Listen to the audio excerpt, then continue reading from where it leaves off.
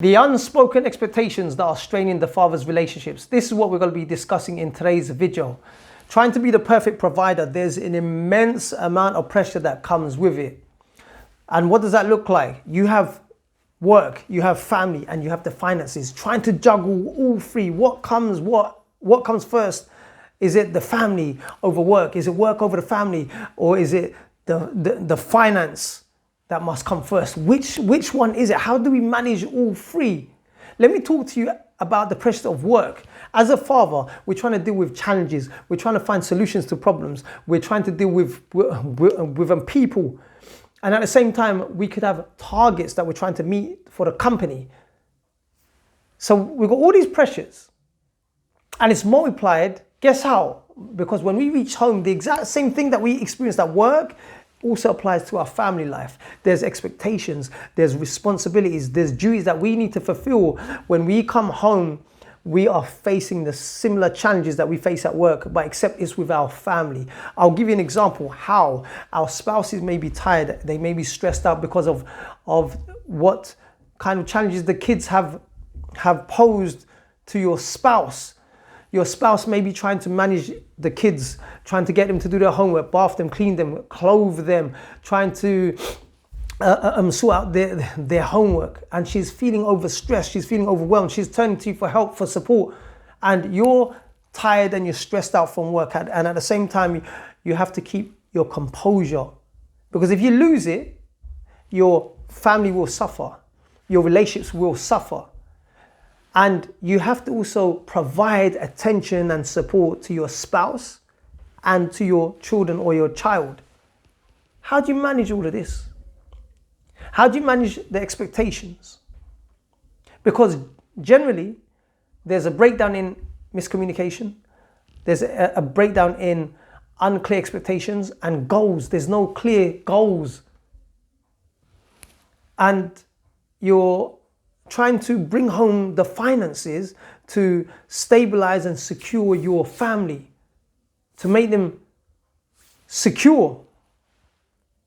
How do you manage all of this? Because there's always something that's going to give. It's either that you too much time at work that's cutting into your family time, or it's too much family time and not enough work. And because there's not enough work, then it's causing a financial strain in your family. How do you manage all of this? And you have to and you also need time for yourself. What are you doing to improve yourself? Because if you're not doing things to improve yourself, then you could potentially be going through depression or anxiety or feeling very overwhelmed and stressed out, tired. How do you meet the demands of your family when you've had a stressful day at work and all you want to do is just come back home, relax, put your feet up, take your mind off things? But you can't because there's demands, there's expectations, there's duties and responsibilities that you have to fulfill towards your family. What do you do? Well, the first thing is this, is to have an open communication with your spouse. Let them know what are the challenges that you're going through, what you're going through. Because if they don't see what you're going through, then and not just see and understand and hear, they're not going to be able to relate. They're not going to, because they don't know what's going on up here. They don't know what's going on the outside. They don't know what challenges you face. So of course, they're going to give you certain expectations and roles and duties that you have to fulfill. And if you don't man up to it or you don't fulfill them, they're going to think, what's going on? Because they're none the wiser. They don't actually know what is going on up here because it's not been communicated. So you have to communicate. Let them know what are the struggles, what are the stresses that you're going through, so there'll be more understanding towards you. And when they're more understanding towards you, then you can work together as a team, because at least your spouse will know what's going on, and then they should be more leaning towards you to help each other, help the relationship. How do you manage this?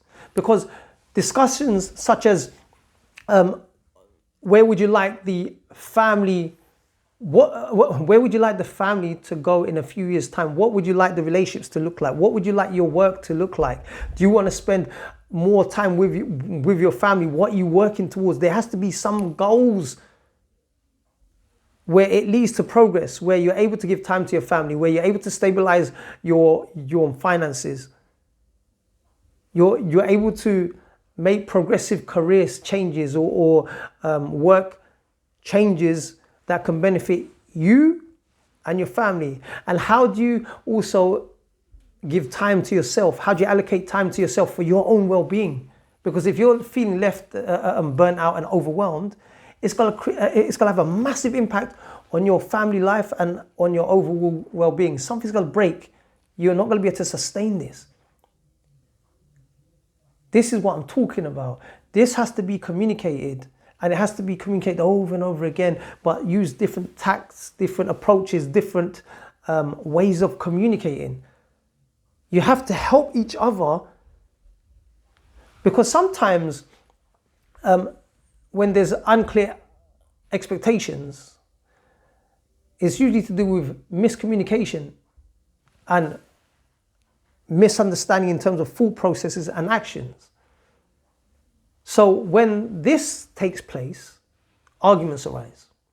I thought you meant this, but I told you to do this. Can you not see what's happening? It's obvious, it's in front of you. No, that might not be the case, because your mind can be somewhere else. Your mind could be thinking about some other things.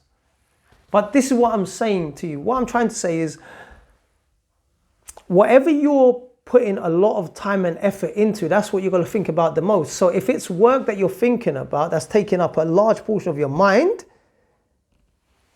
you will not always be on point with your family. Or if you're thinking about your family a lot and they're taking up a huge amount of space, you're going to be negligent in your finances. Not negligent, sorry. You're not going to be mindful about work too much or your finances. And that's going to take an impact. That's going to take a hit. Something's always missing, or you're always falling short, and you're always having to find the balance. And it's difficult, especially when you're trying to do it by yourself. But imagine if you have the support of an understanding partner. And the way to get an understanding partner is to be able to is to communicate where you're coming from, rather than yelling, screaming, and shouting. Just do it amicably. But don't communicate when you're feeling stressed out at that moment, because you're more likely that's more likely to turn into an argument, because you're sensitive at that time. Communicate when you're feeling a lot more calmer, and both of you are feeling a lot more calmer. You have to just time it. Don't just blur it out, because when you blur things out, you could be highly emotional, or you can be calm initially, and then all of a sudden it can turn into a big eruption.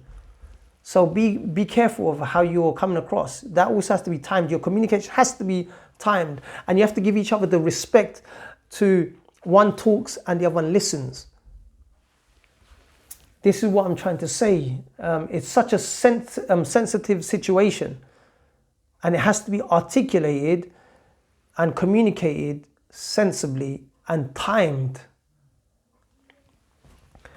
So, in just a quick recap, I've painted the picture of what us fathers go through, our challenges, and now we have to package it in such a way to our spouses where they're able to relate and understand where we're coming from, and also to put plans and strategies in place where you're able to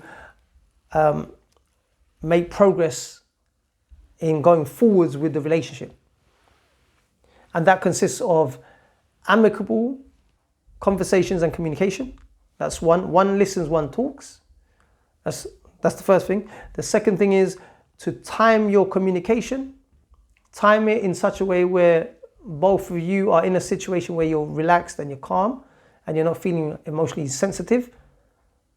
And that could also mean when you have one-on-one time with you and your spouse where the children are not around. Yeah? And then communicate it, and then set goals and just do the action. Because that way, miscommunication is minimized, the expectations are more clearer, and the goals are more clearer. You need to have these types of conversations to be able to move and make progress with your family.